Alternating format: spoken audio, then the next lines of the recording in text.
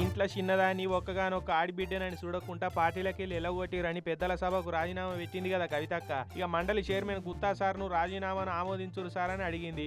ఏ ఇర్త పడద్దమ్మా విచారం చేసుకోమంటే ఏ విచారం చేసుకునేది లేదు, ఇక అంతా అయిపోయింది, నా రాజీనామా యాక్సెప్ట్ చేయరు సార్ అని ఇక వరుస వెంబడి ఆయన్ని యాడ్ చేసుకుంటూ వచ్చింది. ఈ 4 months మీరు ఇచ్చిన సమయంలో చాలా సుదీర్ఘంగా ఆలోచన చేసుకున్నాను అధ్యక్ష.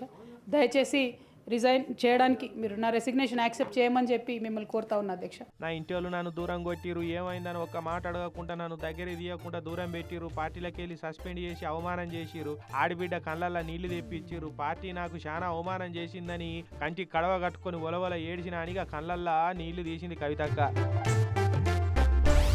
నా కొట్లాటంతా ఆస్తుల కోసం అని అందరు అనుకుంటారు కానీ మా ఇంటి దేవుడు లక్ష్మీ నరసింహస్వామి మీద ఒట్టు, నా పిల్లగాళ్ళ మీద ఒట్టు, ఆత్మగౌరవం కోసమే నా పోరాటం. ఓ వ్యక్తిగా సభ నుంచి పోతున్నా, ఇక భవిష్యత్తులో పెద్ద శక్తిగా తిరిగి వస్తా అని షరతు కట్టి చెప్పింది అందరి ముంగట. అత్యంత అవమానకరంగా నన్ను పార్టీ నుండి బయట పంపినారు. ఖచ్చితంగా నేను ఈ రాష్ట్రంలో ప్రజల పక్షాన నిలబడి పనిచేస్తాను. ఆ దేవుడి దయతో, ప్రజల దయతో గొప్ప రాజకీయ శక్తిగా తెలంగాణలో ఎదుగుతాం.